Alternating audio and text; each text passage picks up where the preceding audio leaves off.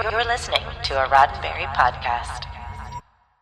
This episode of Mission Log is sponsored by Factor. Head to factormeals.com/missionlog40 and use code missionlog40, that's 40, to get 40% off your first box. That's code missionlog40, 40, at factormeals.com/missionlog40 to get 40% off your first box.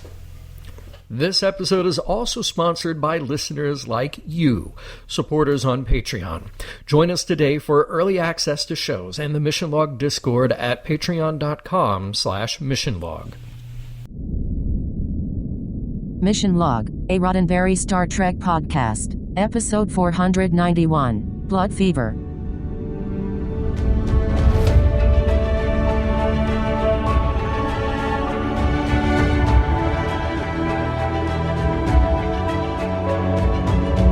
Welcome into another episode of Mission Log, a Roddenberry Star Trek podcast. I'm Norman Lau.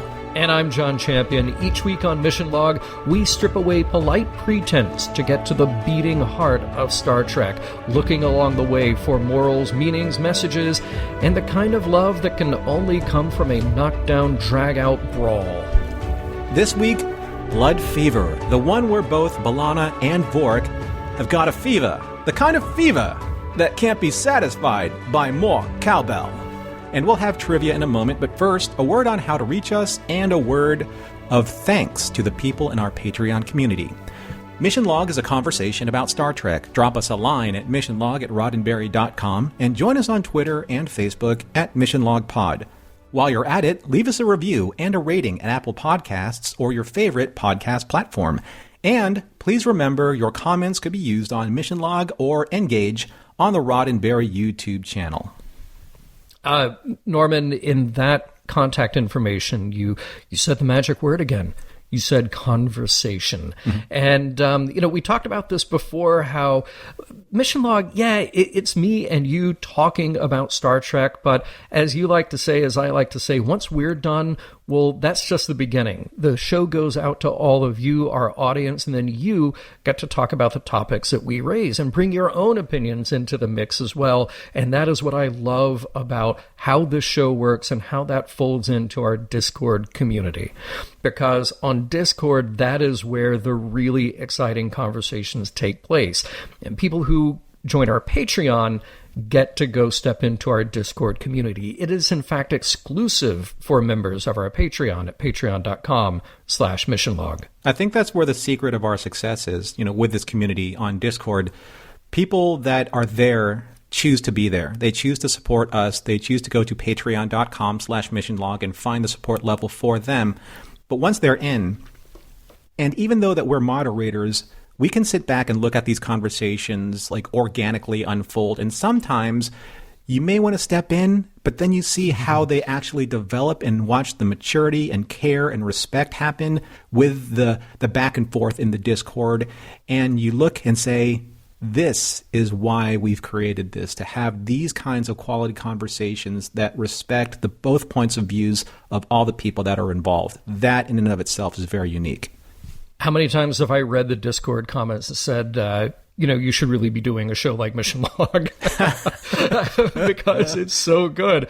So, yes, if you would like to be a part of that, if you would like to be part of our Patreon, where automatically you get early access to our shows and you get some exclusive swag. There are many reasons to be part of that anyway, but especially Discord. You can join us at patreon.com/missionlog. Norm, who's new in the conversation? Well, we just want to say thank you to some of our newest Patreon subscribers, Aaron, Emily, David, Glenda, Stephanie, and Henry. Thank you so much for being a part of us, and thank you so much for all of your support and for joining the Mission Log Discord. All right, we will see you there, patreon.com/missionlog, to join the Mission Log Discord. And now here's John Champion with this week's Birds and the Bees and the trivia, if you please. Wow, that was well done, man. All right, hey, you want to do a podcast? All right, so trivia for this week's episode, Blood Fever. We have a story and a teleplay written by Lisa Klink, and naturally, Lisa is well integrated here into Voyager's cadre of writers and producers, and also, naturally, this is an episode that had influences from others and quite a few changes before production. Now, they knew that they wanted to address Pon farr, and they knew they had a Vulcan on board in Tuvok, but that was A, too obvious, and B, too against character for Tuvok, who we know is a devoted family man. So the challenge became finding a way to offload the Pon farr experience onto another character, and B'Elanna Torres, with the already competing sides of her heritage, that became a much more interesting choice. And once we got there, it was assumed that she and Tuvok would be trapped in the caves and he would walk her through the experience. But wait, what about Tom Paris?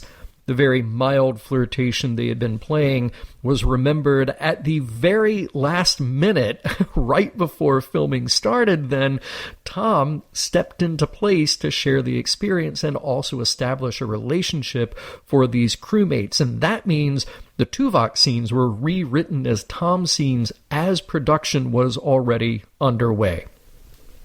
Now, this is directed by Andrew Robinson, a very familiar name to us here, as he was Garak on DS9. Now, you may remember when we talked about Andy directing the DS9 episode Looking for Parmak in All the Wrong Places, that he wasn't totally unfamiliar in the director's role.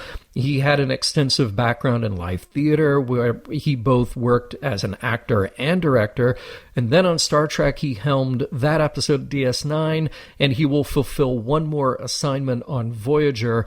In addition, Andy went on to direct 7 episodes of Judging Amy. We have an interesting technical point about filming in this episode.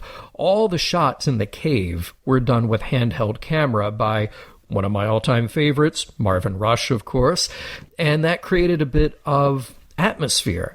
Those spaces are tighter, and they also relied on lights being used by the actors in addition to just a few key lights around the set. So when you think about that and watch it, you really notice how creative they got with those shots. Now let's talk about our guest stars. Not too many to point out here. We do have a return of Alexander Enberg in the role of Vorik, much more prominently this time. And then there is a Sakari named Ishan, who we meet during the away mission. He's the one who does all the talking, even though we see a handful of others of his species. Bruce Bonney played the role. He's from Minnesota, and appropriately, his first on-screen credit is from the 1994 movie Fargo. His Trek appearance followed shortly after, and he later appeared in movies like Patch Adams, Man of Steel, and Dawn of the Dead, and TV series like Jericho, Freaks and Geeks, and Law & Order SVU. Oh, and there is one more uncredited character at the very end. The production waited until after the release of Star Trek First Contact to incorporate the reveal of a major Star Trek villain in this series. He's pretty quiet, but we will see more of his kind in episodes to come. Get ready for your knowledge of Vulcan mating practices to expand Pon farther than ever before. Don't say I didn't warn you. Prologue. Just another normal, totally unremarkable day aboard Voyager. The excitement in the air, and literally nothing else, is that they found a planet rich in galisite, an element necessary in maintaining the warp coils. Lucky for them, the planet, where it's located, is empty. Whoever did live there and dig mining tunnels is long gone. B'Elanna is tasked with putting together an away team. Tom Paris and Neelix due to their climbing skills, and Vorik volunteers himself based on similar experience. Once the planning session is done, Vorik makes a proposal to B'Elanna. Literally. He makes a very logical case for their marriage, as his Vulcan logic and her Klingon passion will make them a great couple. She's amused at first, but flat out refuses, which awakens a kind of rage in Vorik. He gets more insistent and even grabs her face, pulling her closer until she can break free and throws a punch, knocking him to the deck. Act 1. The EMH has this figured out. Ever heard of Pon farr? Not many people have because, as Vorik reminds us, it is super personal, and basically no Starfleet records exist about it. Normally, he would return to Vulcan to mate, but Voyager is definitely not going to get there in time. The only other option, Vorik insists, is that he be allowed to deal with this through intensive private meditation in his quarters, which the doctor reluctantly agrees, but only if he wears a cortical monitor. Even Tuvok is of little help, reiterating that Vorik's condition is private. He can only deal with it this way, or take a mate, or engage in ritual combat, so really just let him stay in his room. When the away team assembles, B'Elanna is uncharacteristically energetic and focused, just a bit more intense. Oh, and Vorik is definitely off this mission. B'Elanna, Tom, and Neelix beam down, and she gets right to work. They reach the deepest part of the caves, where they'll need to rappel to reach the bottom. Tom starts, then Neelix, then B'Elanna, but one of the anchors fails, sending Neelix on a long fall to the ground.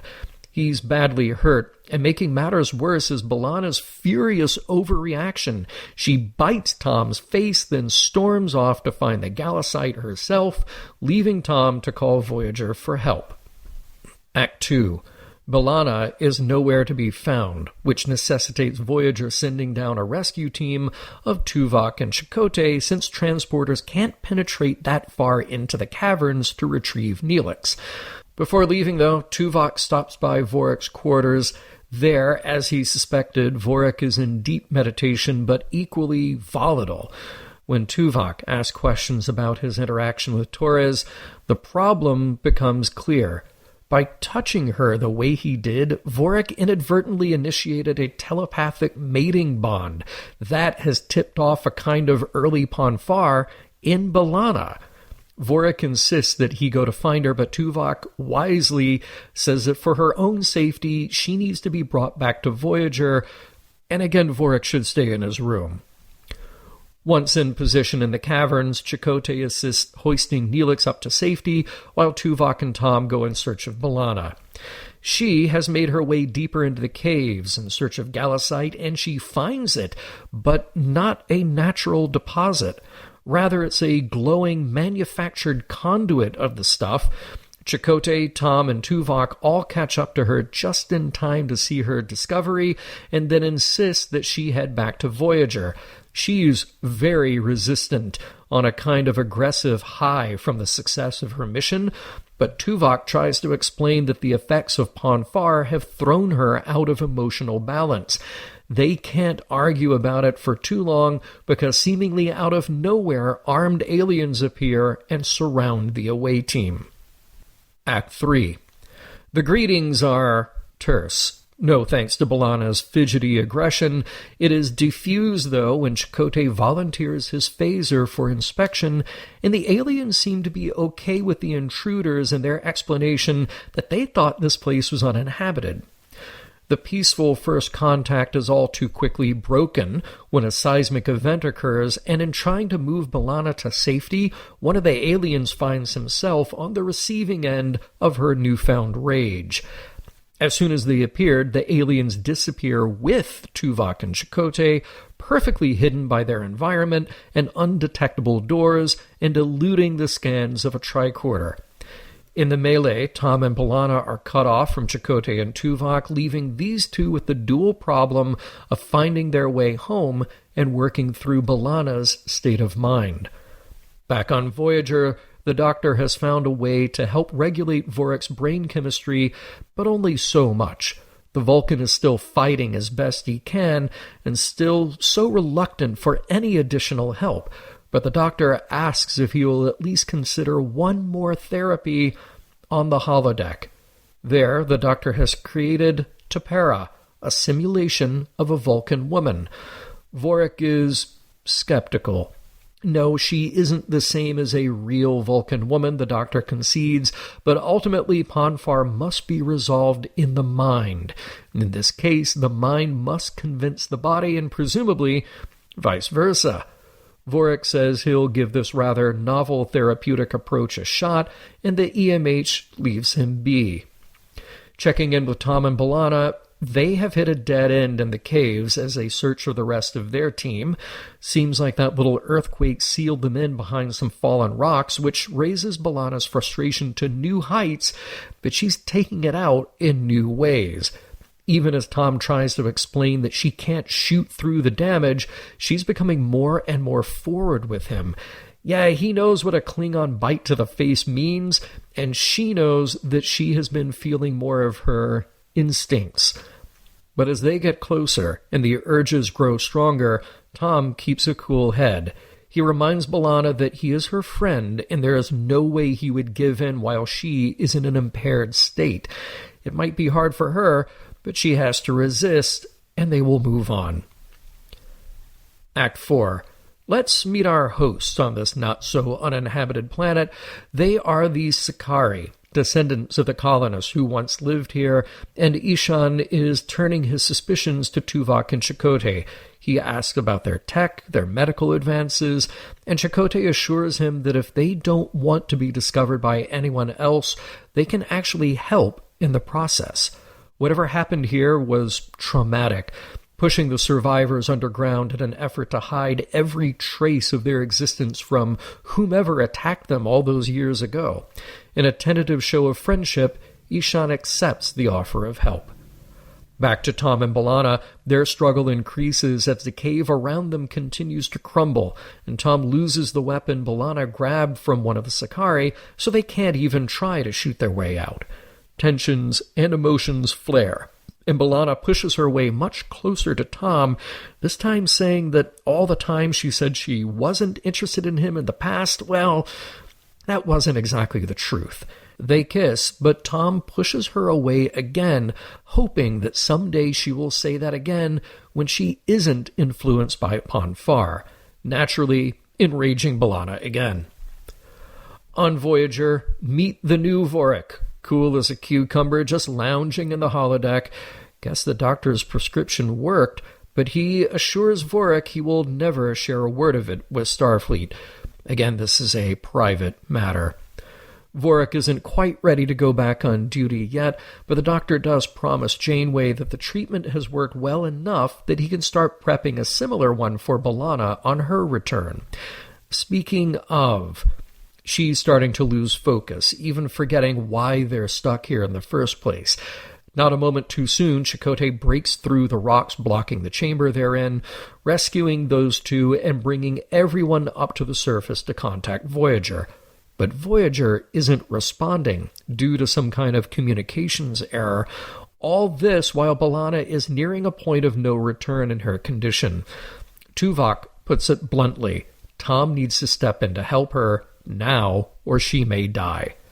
Not the most romantic of setups, but Tom focuses on B'Elanna for a moment, says he wishes circumstances were different, and she just tells him to be quiet as they step away from the cave entrance into the dense foliage. Act 5. Things are just getting steamy between these two when there's an interruption. Oh, hello, Vorik. The young ensign has disabled ship communications and transporters and arrived at the planet in a Ponfar fever to claim his mate, B'Elanna, and he'll invoke the old Vulcan fight to the death with Tom if he has to. Not so fast, B'Elanna says she'll take the challenge herself, which Tuvok agrees she has that right. B'Elanna and Vorik start trading punches, and it is a brutal fight. They keep up with each other, blow after blow, until both fall to the ground, unable to fight anymore, and Tuvok declares that the blood fever has been purged. Sometime later on Voyager, all's well that ends well. The crew have helped the Sakari with their camouflage in exchange for Galasite. Tom and B'Elanna, well, they have a slightly awkward run-in where they need to clear the air.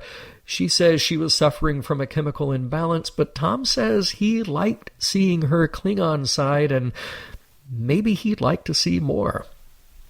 Before we can leave this part of space, Chakotay has a surprise for Captain Janeway. Among the ruins of this colony, he has discovered a remnant of what attacked, driving the Sakari underground more than a generation ago. It's a corpse, partly organic, humanoid, partly mechanical, unmistakable, the Borg. The end. That was wonderfully unawkward of a recap, John. Thank you. Because, you could find all kinds of little awkward moments to truly And that express. must have been tough. I know that there were moments, intense moments, across the board in this episode, and I think we're going to get to them in a little bit, but... Yeah, because you know what? There's so much here that needs to be seen rather than described. Right. All right, well, let's start at the top. I mean, I really like the build with Vorik here, and thank goodness this is a character that we've seen a couple of times along the way. So there's a bit of familiarity, but we don't know him well enough so that we can't make a judgment call. Is this in character, out of character?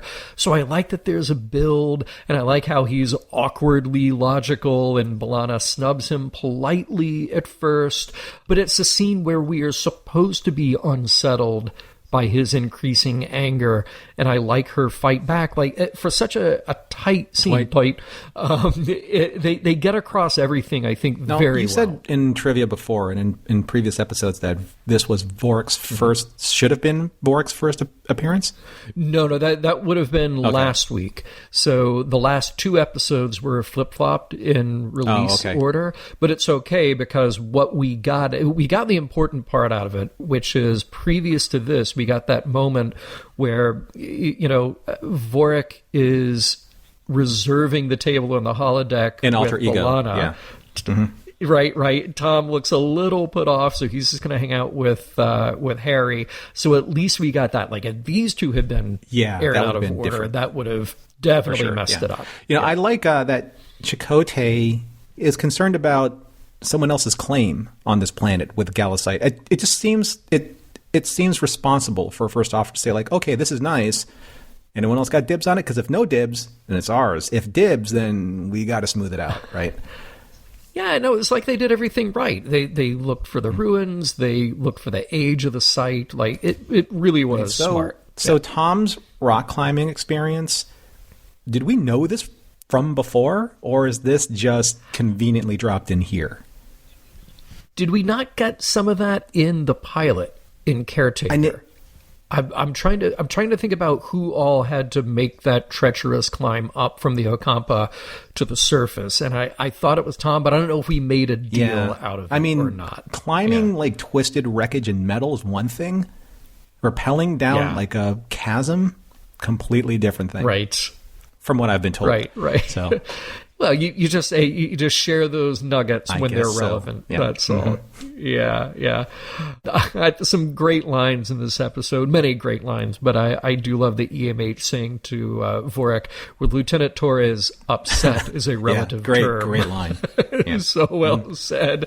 Let's talk about, Vorik's line, let me return to my quarters, confine me there if you wish, but allow me to resolve my situation privately. I'm starting to think the Vulcans they're practically British.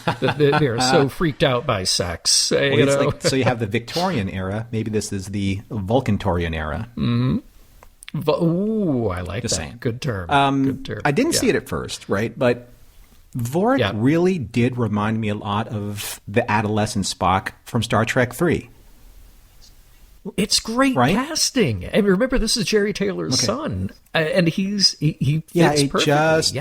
I know that if you put them side by side, they don't look similar, but they just felt similar. And, especially when, adolescent Spock was going through the pond far with Savick, it just seemed to bookend very well. Yeah. All right, man. Big burning question of the week. Away team mission outfits. Big yay for me. Big yay for me. Yeah, big yay for me. I love these uniforms. They might be one of my favorites in all of Star Trek. And I know I'm probably getting darts thrown at me like right now, which is fine. I like I like the simplicity of the gray. I love the thicker piping connoting the branch that they're in. I like the quilting and the padding panels on the side and on the elbows. It just, I don't know, it just seemed to work for me. What about you? Yeah. I thought they were cool. I thought they looked like everybody looked good at them. Neelix looked good in it. It's a cool outfit.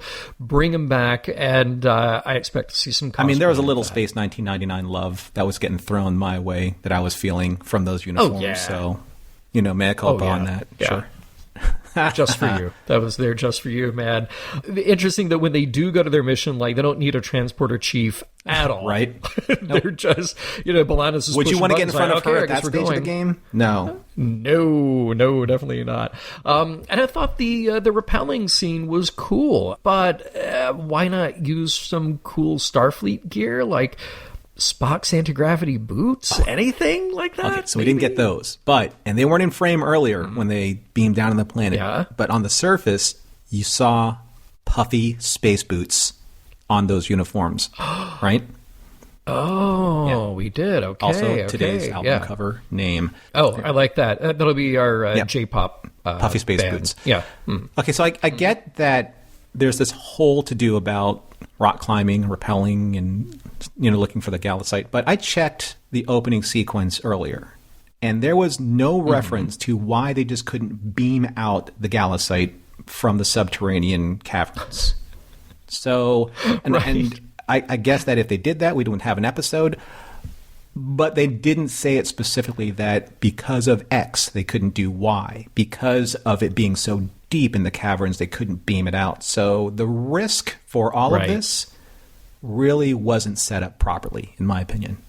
Yeah, that's a good point. I do like it when... It makes me laugh thinking about it.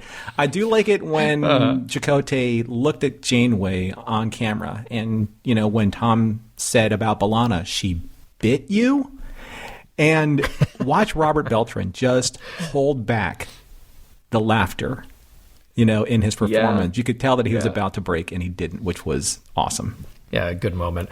I love the Vulcan to Vulcan chat about all of this because we really haven't gotten that before. And Tim is just constantly bringing his A game, especially to scenes like this. I love his line back to Vorik. Lieutenant Torres has never been a great follower of logic. Great line. And what a nicely shot scene. I mean, we talk about the lighting in, Tuvok's quarters, but that dark lighting really served a dramatic purpose here. Yeah, I liked the whole conversation about telepathic mating bond during the Ponfar. I thought that was very informative since we don't know a lot about the Ponfar. We're adding like a little bit more vocabulary to the definition of it, but it begs the question, if that's the case, if Vorik was able to do that and have this reaction to B'Elanna, then did Sarek also initiate that kind of reaction to Amanda and then Perrin later on as referenced in Sarek in The Next Generation? I really wondered about this, how this has worked in any other case where you've had a Vulcan and non-Vulcan mates. Because Tuvok also specifically referenced that there were individuals outside of the Vulcan race that have been married to Vulcans. Sarek obviously being one of them, as we know. Yeah. Very clever, creative stuff happening here with the Sicarii. I love how camouflaged they are among the cave walls. Just great. Not only did they look cool and did that serve a purpose, but I liked the camera and editing techniques to make them appear and disappear. Like just quick cuts and then boom, they're gone. Really effective. And I thought that Chakotay's first contact protocol was, again, very in tune with what I've come to expect from him as a first officer. He didn't flinch. He didn't react, adversely. He was very calm. He was his first contact protocol was there. He was looking for allies and not enemies. I thought that was fantastic. I have a timestamp here at 23 minutes, 41 seconds. So there's this really wonderful downlighting on B'Elanna and her rifle, when she wrested it from one of the guards. And you can tell that it's a stunt rifle and not meant for high definition or close-up purposes because the barrel is solid. Oh, interesting. Yeah, you're absolutely right. Yeah. It was a cool looking prop. It is, yeah. But yeah, you could tell that it wasn't meant for super close up. Yeah. There are so many topics that we could get into later, and it remains to be seen what those will be yet. But interesting to hear Vorik say, you don't understand how well a Vulcan copes with this experience is a test of his character. There's so much going on here, so many levels. It's not just the chemical imbalance. It's not just the embarrassment of, again, what the doctor points out as just a purely biological function, but how they have this tied into their identity and their worth. And okay, we'll come back. I'm saying but too I mean, much. it is interesting that you can tie this back to what you just said earlier about kind of like this British culturalism, and then this being applied to that also very famous one of suffering in silence. So, you can, I don't, just want to generally lump them all together, but the analogy can be made, I think. Yeah. And by the way, to our UK listeners, this is not just to point you out. Believe me, we will get into how these things affect multiple cultures. Yes. But yeah, we're sort of playing with the stereotype in that case. And by the way, I got to hand it to the EMH. It really is about time that someone thought this up for a holodeck solution. But again, we'll get into this. So much more holodeck deeply. therapy is. I mean, I don't even think we have enough time in our show, let alone several other shows, to really get to the heart of what that means. Right? Yeah. We'll try. Well, we'll see where we land there. I do like on Tapera, love the classic Vulcan jewelry. It looks right out of the Star Trek movies. Probably came from something in storage there. Man, some interesting lines. This isn't about the gun, it's about it's a PG sex. show, John. Let's see. I know. Okay. Yeah. It is a Tom Paris line. I mean, okay, good. Yeah, maybe in a perfect world. I don't know, I guess, I suppose. But I will say these scenes, they are blocked and shot with a lot of close quarters. And even while steering clear, it's very obvious what's drawing them together. Just bold stuff, well executed, well shot, well choreographed. Tuvok, meanwhile, in the other chamber, we learn he has an artificial elbow joint. Interesting. I found detail. that so interesting. And it's such a tiny detail. Yeah. Not only is it such an interesting tiny detail, but I love the build of the Sicari suspicions. Think about what they asked for. An artificial implant. This surprises them and freaks them out a little bit. They want to know about technology. They want to know about artificial intelligence. So they're putting these pieces together as well before the audience has like, ooh, what are the hallmarks of our enemy, And again, just another great, well-acted, well-shot scene between Tom and B'Elanna in that cave, and they keep cranking up the intensity in each of these in a really So I was good thinking way. about this, and, there's this line that she says, which alluded to, like, all those invitations to dinner, and on the holodeck, the way you would stare at me, and when you thought I wasn't looking, and, you would get jealous when I'm with someone else, and so I always felt that these lines applied to her observations of Harry Kim since the beginning, since Caretaker, since they have shared a lot of time together. They spent a lot of time in engineering together. It just felt that he was more of the natural recipient of kind of like this critique of this observation from her. And I'm just, now I'm feeling like, okay, because of this, you are starting to feel a little bit of a retcon happening between these two. That's all from that. Mm-hmm. Yep, very good. I do love where this leads with the doctor doing sex research on multiple species and the little details that we are learning along with them, like Klingons considering a clavicle break good luck. There is a shot of Janeway, a very quick eye twitch, where she looks like away from him, and that's Starfleet for, this is awkward. Yes. When the doctor said to Vorik about, his breakthrough about his holographic technique, and he basically came to the resolution of Starfleet Medical will never hear about your personal experiences from me. But I think it's a weird thing for him to say, because Vulcans can benefit from this therapy, and it doesn't have to be tied into Vorik specifically. There's that word, I don't know, what's it? Oh, anonymous. That's right. That's the word. Oh, yeah, right. There we go. Yeah. I like that. Yeah.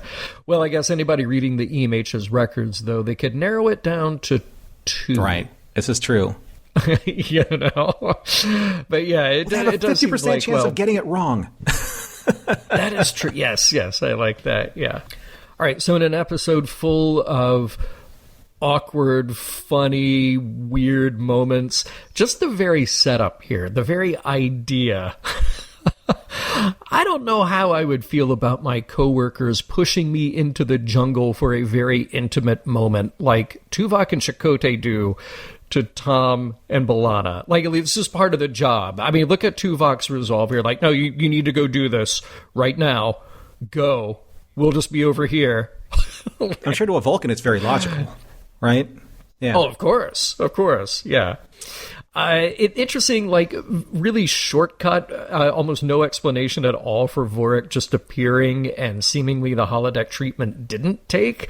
Like, he just single-handedly, that didn't work, and then he disabled all ship systems single-handedly and got himself to the surface. Will he be punished for this? I hope when we come back with the next episode, like, there's some addressing of his And there was behavior. some serious aggression going on. I mean, wow. Right? Oh, man. Yeah. Also, a lot of data lake skills that was going on, so you got to be careful with that. You know? Yeah. He can single-handedly take Big over question, Voyager. though, is where was his jumpsuit? Yeah. Everyone there had a jumpsuit. It's like he missed, like, the Not Oprah fair. show. Like, you get a jumpsuit, and you get, like, Yeah. Vorik was in sick bay. He didn't get his Oprah jumpsuit. Right? Yeah, No. not fair. Listen, when he does show up and he's ready to challenge Tom, and Tom's reaction to, you want to fight? You got one. I don't think this is the best response out of Tom. Like, think about the sensitive Tom that we have had before, saying, like, I'm not going to involve myself. I care about your mental condition. And then, like, you want to fight? I'll fight you. Like, tone it down. A lot there. of chest Come on. thumpiness going on there. Okay, so if there's something that I was really, really disappointed in this episode, and it was during the Kunit Caliphate, it's the lack of homage to Gerald Fried's music from Amok Time. Oh, that would have been great. I'm not saying that it has to be overdone. I'm just saying that whoever was responsible, whether it was Jay Chataway or Dennis McCarthy, you really dropped the LERPA on this one. Just saying. And finally, let's talk about it. The reveal at the end. Did it catch you by surprise? How did you feel about that? That's a great ending. That's just rhetorical. Throw it out there. Yeah. I love it. For Vorik, you really have to feel for the guy. Blood fever is terrible. Pac-Man fever would have been much easier to treat. We'll get right back to blood fever after a word from this week's sponsor, Factor. Hey, it is spring, and a lot of people are thinking about, like, oh, you know what? After winter, I want to get back into shape. I want to feel a little bit better in my own body. And I tell you what, one really good way to do that is you need to be giving yourself wholesome, convenient meals to energize you for warmer, more active days. And that's the kind of thing that will keep you on track for reaching your goals. Now, Factor, America's #1 ready-to-eat meal kit, can help you fuel up fast with ready-to-eat meals delivered straight to your door. You, like me, we will save time, eat well, and I'm going to say, tackle everything on your to-do list. Well, maybe not on mine, but maybe on yours. Well, I mean, if you're too busy to cook this May with Factor, skip the trip to the grocery store. Skip the chopping and the prepping and the cleaning up, too, because Factor is fresh, never frozen meals are ready in just 2 minutes. So all you have to do is heat and enjoy, then get back outside and soak up that warmer summer weather. Looking for calorie-conscious options ahead of summer? Try delicious, dietitian-approved, calorie-smart meals with around or less than 550 calories per serving. Hey, by the way, that's the one that I did. That's the Factor meal that I got, the Calorie Smart. And I'm here to tell you that they were all delicious. And most importantly, I always felt satisfied. Like, that's kind of the worrying thing. If you ever get something, you go, oh, yeah, this is A, good for you, and B, not going to weigh you down with a bunch of calories. No. I felt satisfied. I felt good. And everything was delicious. Yes. And if you want that extra boost of energy from your meal to support, say, your wellness goals going into the summer, try the Protein Plus meals with 30 grams of protein or more per serving. And the one that I tried, these are delicious. These are the Calorie Smart vegan and veggie meals. Nice. I loved them because that's kind of like the food choices for my life that work best for me. And remember, these are all approved by dietitians and prepared by chefs, and each meal has all of the ingredients you need to feel satisfied all day long. Just like you said, John, when you take a look at the portions, sometimes you're like, I'm not sure. And when you're finished with that meal, not only was it delicious, but it was also really satisfying and filling. Yeah. Now, and there's a lot to choose from. That's important to me. I love a variety. There are more than 34 chef-prepared, dietitian-approved, that was kind of the key thing that you just said, weekly options. There's always something new to try. And then what I love is you can round that out and replenish your snack supply because there's more than 45 add-ons.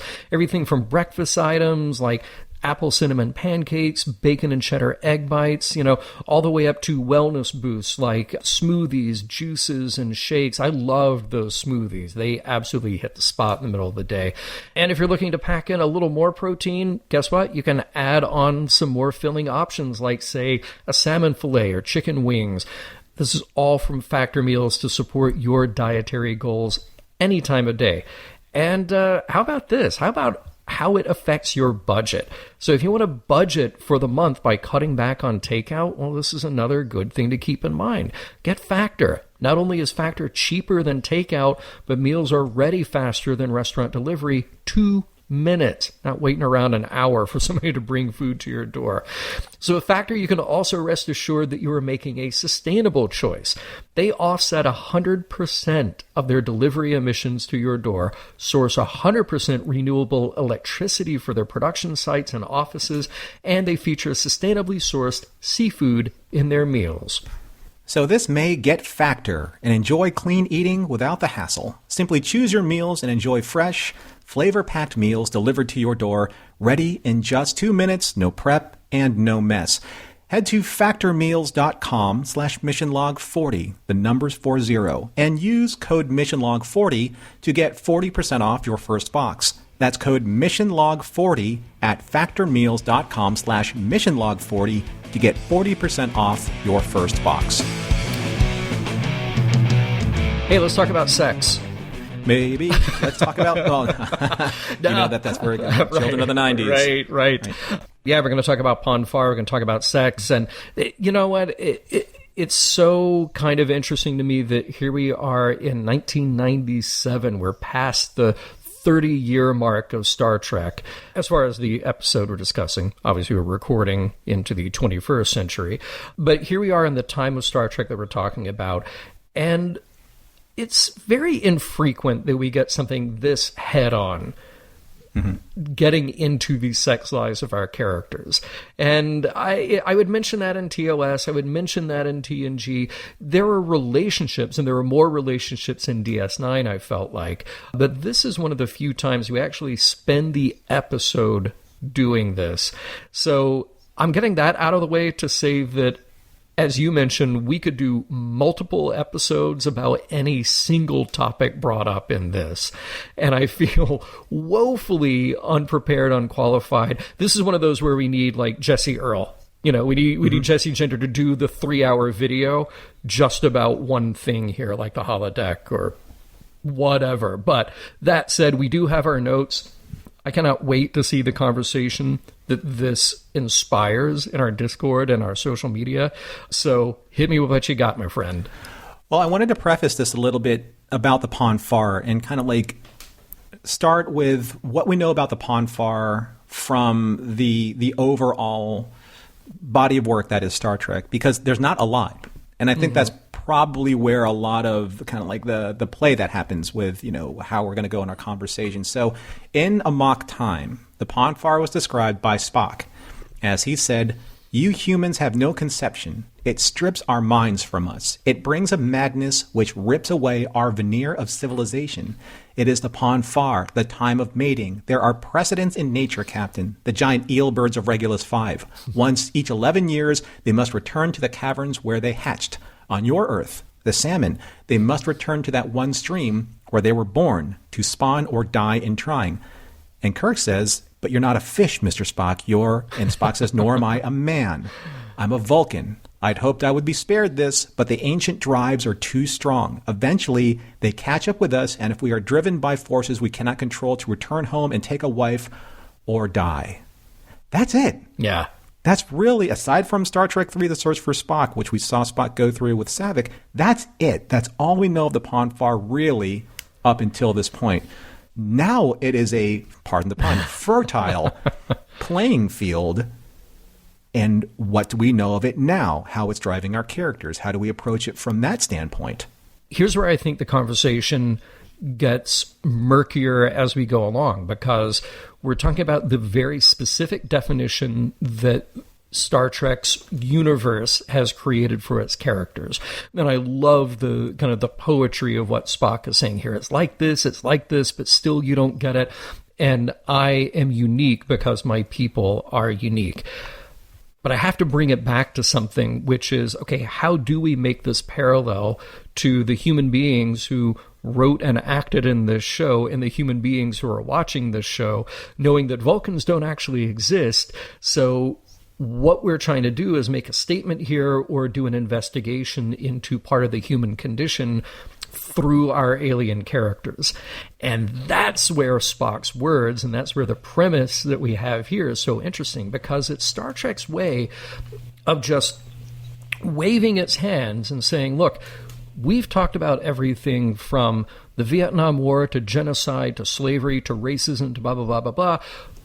We also need to address something else big in the human condition, and that is sexuality.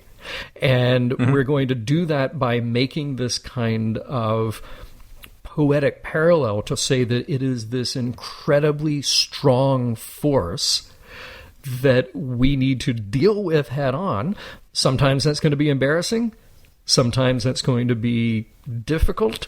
Sometimes it's going to be misunderstood, even by the person experiencing it. But here we are, we're going to do it. We're going to do it through these alien characters to hopefully illuminate a little bit about the human condition vis-a-vis our very powerful sexuality. But why this particular angle of sexuality a la the Ponfar? Because from the original series, we have really had no problem talking about Kirk's sexuality or the sexuality of Earth heterosexual beings. Even in The Next Generation, we've had references of Riker and, his sexuality a la the holodeck and Deep Space Nine. And so in all the series that we've seen so far up until this point, the heterosexual sexuality isn't something that has been highlighted. It's the aliens' interpretation, and especially in this case, the Vulcans' interpretation of that sexuality that is in question, that's being referenced. Why do you think that is? Well, I think you're hitting on it exactly by referencing those points that you did. Look at Kirk, look at Riker, etc. These are characters who engage in something every now and then. Famously, we see Kirk getting out of bed and pulling up his boots in Wink of an Eye after he's had his run-in with Tila. You have these moments that acknowledge that these human characters have sex and they have personal relationships and personal lives, but rarely has Star Trek done an episode about sexuality itself. And even in Amok Time, a lot of that was about the cultural condition around that, and how do we outsmart that? How do Bones and Kirk outsmart that so that Spock can save a little face and get back to where he belongs in the Enterprise? I think this is one of those rare episodes where you're actually dealing with the ideas around sex in addition to just what's happening with these characters. I think, they're able to take this 30-year distance here, 30 years since Amok Time, I believe. I think that was 1967, and do something that is a little more, I don't know if deep is the right word, but I think they're taking the ideas a little more head on. And that's what I respect, because you actually get to have a conversation about it. I mean, one of my favorite lines is the EMH saying it's a normal biological function. There's nothing to be embarrassed about. That it could not be more straightforward if it tried. And that is speaking not just to Vorik and in his condition, but it is speaking about the entire topic itself.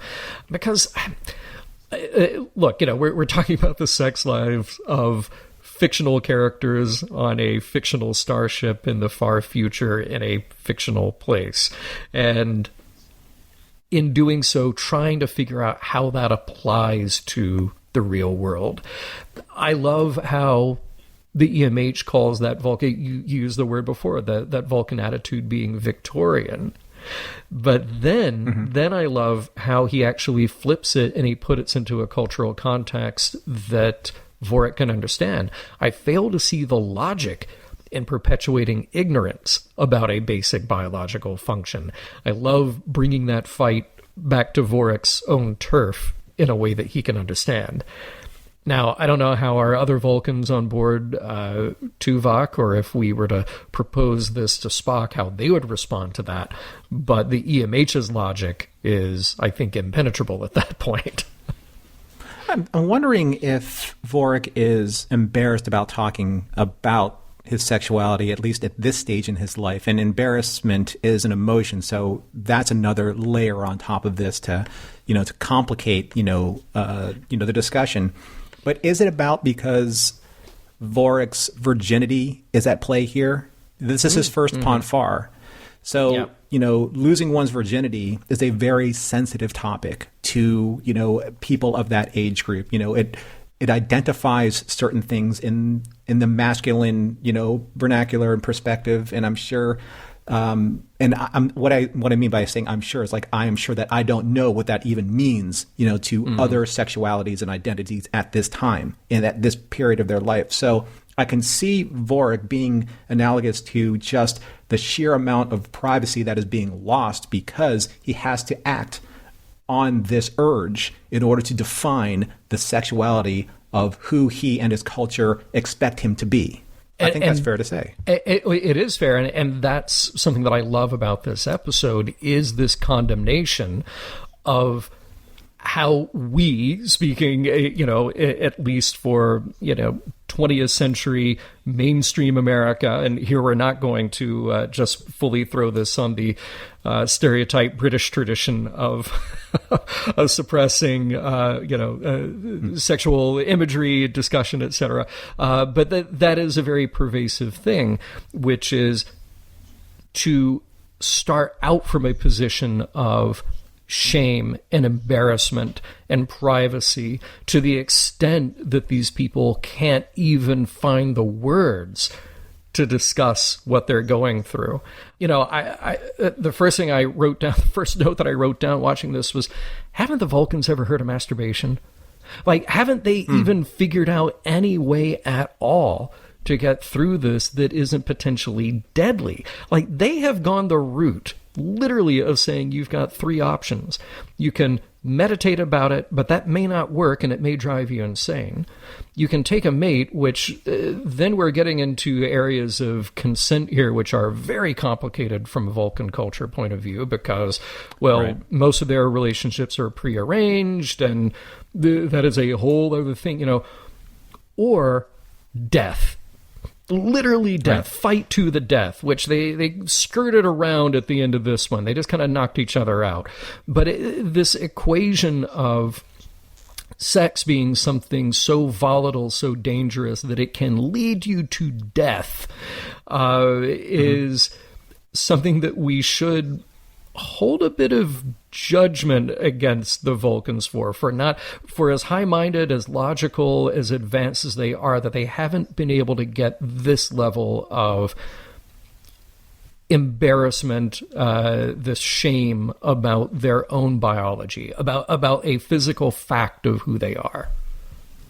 I wonder if this is a remnant that hasn't been able to evolve since kind of like the the proto-Vulcan era, where they were always kind of like in that warlike state where their passions were driving them and emotions almost led them to, a complete collapse of their society and total ruin, until, Surak came into play.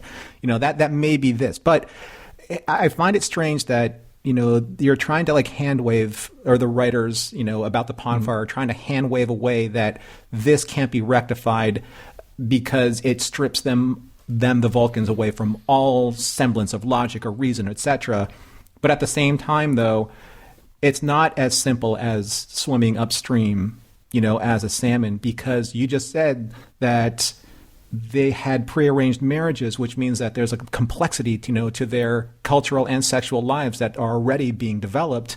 So it's not just cavemanning it and like thumping the nearest female over the head and then having sex with her, right? And also something else that just came to mind, if it was about self-gratification, then I think that would be the end of a part of this conversation. But it's not. Yeah. It's not about self-gratification. It's about what Vorik was describing to B'Elanna, that I have assessed you as a suitable mate based on your strength, based on your moral fiber, and based on these other factors. So it's not just let's have this, let's have this violent, sexual, gratifying encounter. This is about the preservation of one's genealogy and genetics and how they're going to move forward with the best possible rate of survival based on evolution, right? I like what you were saying a moment ago about Vulcan history and what we know about them and the reason for repressing and suppressing these strong emotions, because I'm going to bring this back to a real world parallel and say that, for as much as we as 21st century humans like to pat ourselves on the back for being advanced and thoughtful in so many ways, we also come from a long cultural and religious history. And I'm not talking about a specific one religion, but many of them that have done exactly the same thing, that have said, like, segregated types of human experience to say, these are worthy, noble goals and causes. These are worthy ways to act. But when it comes to sexuality, that is something that is shameful and dirty and private and should not be discussed in sort of an open, supportive, understanding way. That is that is so many combined histories of so many schools of cultural thought and religious thought. And it's one of those places where, when we compare a human experience to the fantastical, fictional species of Star Trek, we look at Vulcans and we go, wow, they've got it figured out in so many ways. And if we could only be more logical like them, if we could only get in tune with not acting out in the ways that we do and control ourselves the way that Vulcans do, that would be great. Except I'm going to plant a huge red flag in this one and say that the Vulcans dealing with their own sexuality is absolutely abominable. It is absolutely the most dangerous way to take that conversation, as we see, because as we see in human history, we set up these institutions that then see sex as a means to condemn or control and build these very complex social, cultural, religious rules around them, which in many ways deny the reality of human experience. I want to take the conversation in a slightly different direction because I know that you and I have so many notes that we will never get to in this. I want to talk about the holodeck. Oh, yeah. I want to talk about the holodeck Yeah. as a sexual aid. Because I feel like for so long, ever since this idea was even introduced, the idea of the holodeck in TNG, that the joke was always that people on the Enterprise or on DS9 or whatever, they use the holodeck for their private fantasies. But here we've got it used that way too, but literally as a medical device in that respect. And I think it's ingenious, especially if we think about it in this therapeutic sense, but also in a recreational sense. I mean, this is what humans have done since prehistory. They create clever alternative ways to express and or supplement their sexuality. Truly one of the great creative forces of nature and human cultural history. So I thought this was a great way to start exploring that. Not going to say that it's not problematic, because I've identified some of the problems with this as well, but I wonder about your initial take on that.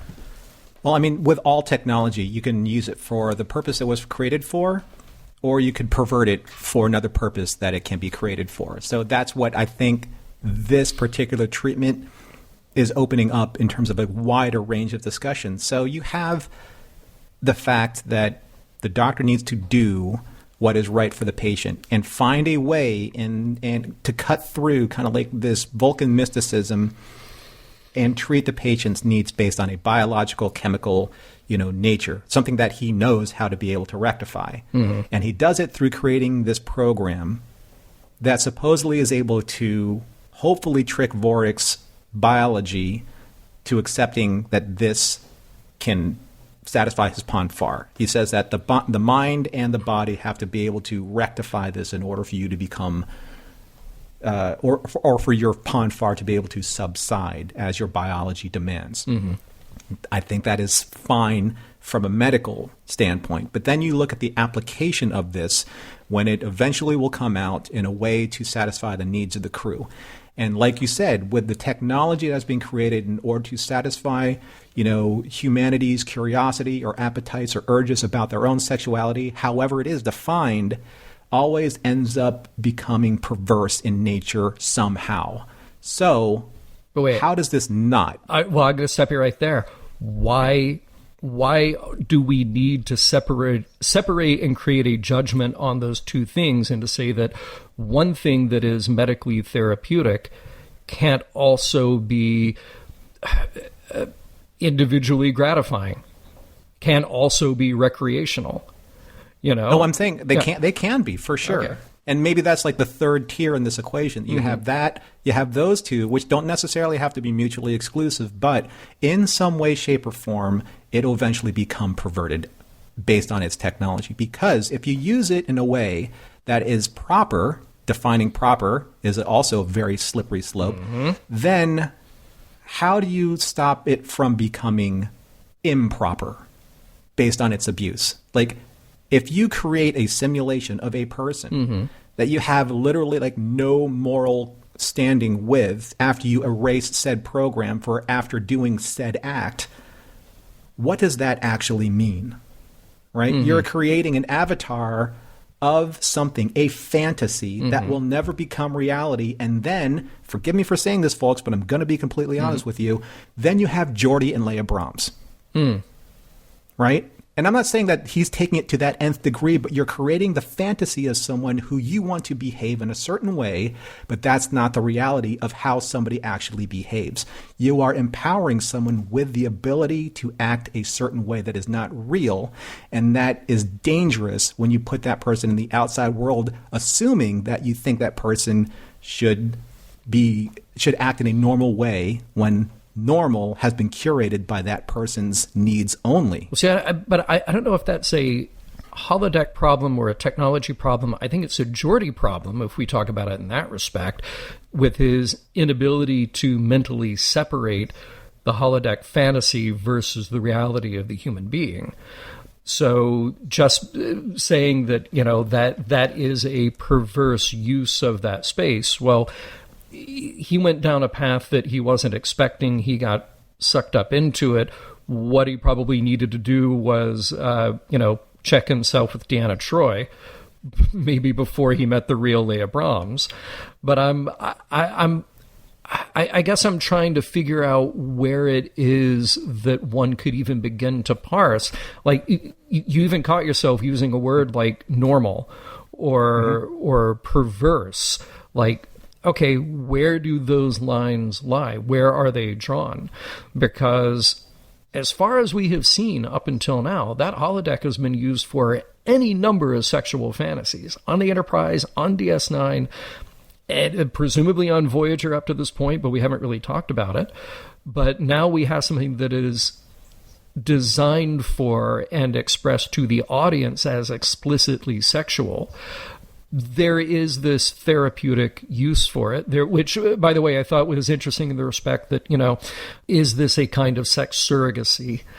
Folks, go, read your vintage copy of Masters and Johnson to see what that's all about, because then you are getting into some very complex and very fascinating ideas of ethics in the therapeutic realm, but then also sort of mixed up with our cultural and ethical ideas about sexuality. This is where it gets interesting for me, because we can take all these other parts of human experience, we can pick them apart for their ethical value, their cultural value, but as soon as the element of sexuality is introduced, then we change the conversation rapidly, and we say, oh, but that part is wrong, but that part is not normal, that part is perverse. And I think that's where an episode like this, because of just the use of technology here, leads into this much more complicated conversation that I am thankful that Star Trek did this week. If Ponfar had hit Vorik just 2 weeks earlier, then Vorik, meet Mirena, Mirena, meet Vorik, problem solved. Vorik has lousy luck and even lousier timing.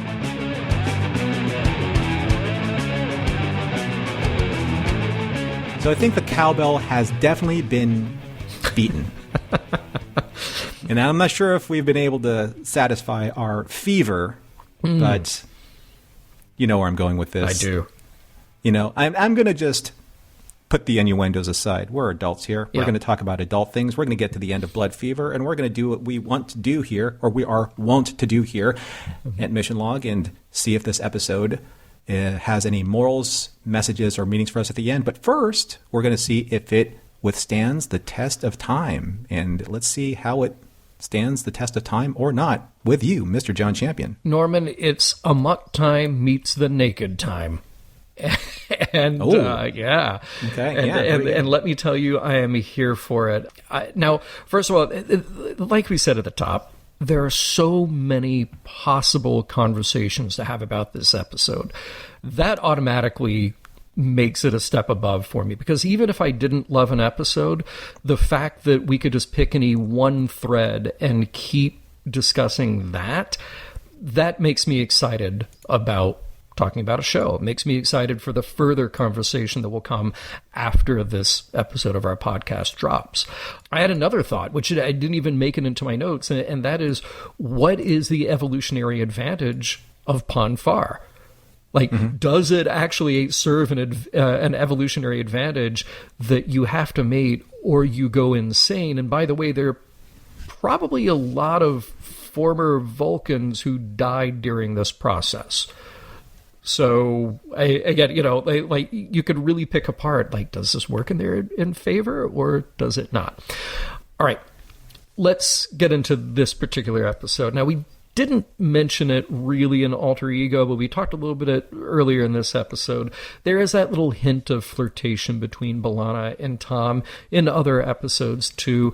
Part of me wishes that this relationship had taken a bit more of a slow burn, give us some time to grow and then accept it. But then there's another part of me that's pretty okay with this thing where the chemically imbalanced sexual attraction comes first and then the relationship. That's acceptable too, and in the real world, not uncommon. Wink. Those of you who understand that, yes, you understand that is a thing. So whether or not this holds up, I don't think that I can put this among the greatest of Star Trek episodes of all time. But as I referenced before, for as many times as The Next Generation gave us a tease, finally here's an episode that goes there and explores all kinds of variables in sexual relationships. Even though we are partly pathologizing them, it's okay that it gives us a lot of room for discussion. It does pave the way for that Tom and B'Elanna relationship, which is great. And in that respect, it has to hold up long enough to get us there, even if the catalyst of the relationship is very unorthodox. But that's just it, though, that unorthodox part. This is what I want to see more of And what I got into in my wrap-up last week, which is that Voyager takes unfair criticism, but when you dig deeper, you realize that it's a show not afraid to go there with its characters. Not everything has to be high drama with galaxy-wide consequences. Sometimes we can just play in this, again, unorthodox creative space and really dig into something that gives us a huge, wide space for further discussion. So in that respect, I think it absolutely holds up, and I have to tip my hat to an episode that will provide us with many more ways to have this conversation down the road with each other and with our listeners. What about you? I mean, I'm going to say yes. I think this absolutely holds up for me, but for maybe some reasons that aren't obvious or maybe at first, because as we do with Mission Log, we watch these episodes, multiple times. And when I settled in on this episode, it's the Vorik story that really caught my attention. I think this is one of those rare occasions that the B story, and I think that his story is the B story versus B'Elanna and the mining story being the A story. I found that the B story with Vorik and the Pon farr was incredibly compelling. And when I realized what was going on with him in regards to him suffering silently versus entertaining a morally questionable treatment, that just made me ask more questions, and it made me explore the episode a little bit deeper, and I will address those in morals, meanings, and messages in a second. I really thought that Alexander Enberg's Vorik was very compelling to watch. He was a new, fresh face. He acted in a violent way that I haven't seen a Vulcan actually, encounter before, like at the end. Yeah. Like even Spock in Amok Time, he was very broodingly aggressive, but not like psychopathically aggressive, right. Which was, say, Vorik at the end with the fight scene. Robert Picardo, he is the rising tide that lifts all boats when it comes to performances. And I thought that his scene with Tuvok Tim Russ at the very beginning in sickbay talking about the Pon farr, I think that's one of the best scenes like in Voyager that I've seen to date. Yeah. Just the way they explored that and the way they pushed back on each other. Roxanne, when she plays vulnerable very well. In the episode where she was stripped of her Klingon half and she was just, B'Elanna's human half. She has great nuances in her performance, and I like it when we actually get to see that from time to time. But speaking of B'Elanna and Tom, you can tell that there is a definite direction being shifted for the both of them for whatever reason, and obviously that's going to be made clear very soon, but you can tell that a lot of deck chairs are being placed in very specific areas on the ship. Yes. Kes and Neelix, for example. I mean, Neelix gets more screen time. Kes gets a little bit sidelined again. And we saw that happen in Fair Trade, to a very extreme degree. Captain Janeway's getting a lot of introspective time and showing that she's just more than this maternal figure, that she can go out there and roll up her sleeves like she did in Macrocosm, and then, have some of these, bigger moments as the captain. We're seeing her being aligned in a very specific way, and now Tom and B'Elanna. So Voyager's changing. You can feel it as it happens on screen. And I think that's great. It's just that there's a specific vision, I think, now in play. And it's interesting to see where it's going, but then I'm going to miss maybe some of the references that we don't get anymore, like Chakotay and the Maquis, things of that nature that built kind of like the momentum where we got to essentially basics, and that hasn't been really referenced since. So I like this episode because it just it shook up the convention, that kind of maybe lulled us into kind of like a ho-hum expectation of episode per episode. So this one itself I thought was very engaging to watch. Yeah, let's look into some of those morals, meanings, messages. Again, woefully inadequate, I think. A couple of thoughts that I had. One is that I have to question the idea, and I don't think it's central to the premise necessarily, but as we're drawing this parallel between Vulcan sexuality and what it means to actually examine human sexuality, what is the show trying to say about us through the parallel of these fictional characters? maybe there's something a little off about this idea that the answer to Vorik's and B'Elanna's problem is simply that, well, they need to go have sex to get it out of their system, and then they'll be fine. This combination of sex and violence and that the Vulcans still haven't been able to work their way through it is a little strange. Like, you'd think that with the advancements of their culture, they'd be able to get past this, but then we wouldn't have a story, now would we?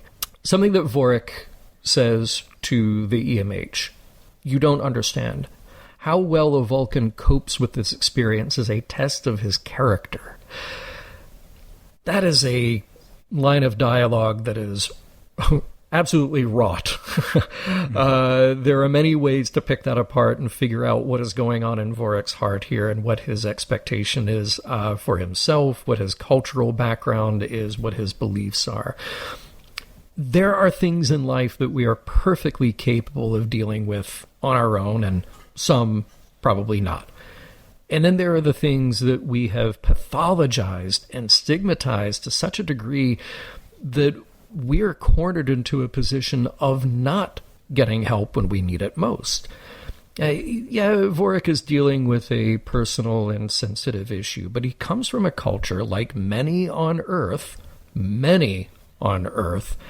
where not only is discussion frowned upon, but we also celebrate dealing with it on our own as a kind of rite of passage, like it's the way to prove you're a real man. This is toxic. This is outdated and asinine and needs to stop. We all need to put on our EMH hats at some point and realize that it's far better to deal with basic biological matters with a lack of shame, far removed from the judgments made against those who seek out help. I'm surprised how aligned we are with our morals, specifically with this particular aspect. So, but I have a moral and a song lyric, John. Hey, right on. Lay it on me. When I was younger, so much younger than today, I never needed anybody's help in any way. But now these days are gone. I'm not so self-assured. Now I find I've changed my mind and opened up the doors. I believe I recognize that lyric. So before I get into my final morals, I just want to use one quote from the EMH here. You're doing the best you can. He's talking to Vorik. You're doing the best you can under unusually difficult circumstances. If you were back in Vulcan, you'd have your family and your friends there to help you. Vorik says, I shouldn't need any help. At some point in time in our lives, we all need help. But like Vorik, sometimes we're either too proud or too ashamed or both to ask for help. And like Vorik, to the detriment and possibly even to place our own health and personal safety in danger, to admit that we need help, that we need to rely on the kindness of others, that we can't go it alone, and that admitting as such is a sign of weakness, in my opinion, it's not. It's a sign of accepting the fullness of your own humanity, and that can be very healing if we look at ourselves more forgivingly. Mission Log is produced by Roddenberry Entertainment. If you'd like to support us directly, you can do so at patreon.com/missionlog for early access to shows and the Mission Log Discord. Our website is missionlogpodcast.com, and for more Star Trek news and discussion, visit trekmovie.com. On the next Mission Log, Unity.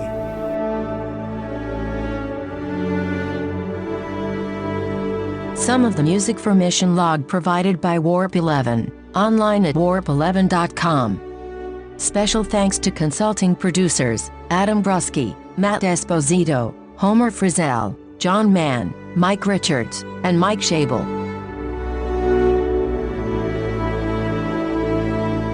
It's a good thing Vorik didn't find himself cuddling up to a leftover macrovirus in the holodeck, in a 3-armed Hawaiian shirt.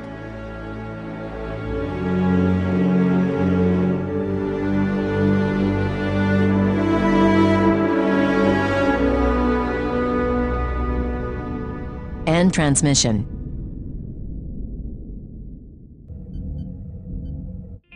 This is a Roddenberry podcast. For more great podcasts, visit podcast.roddenberry.com.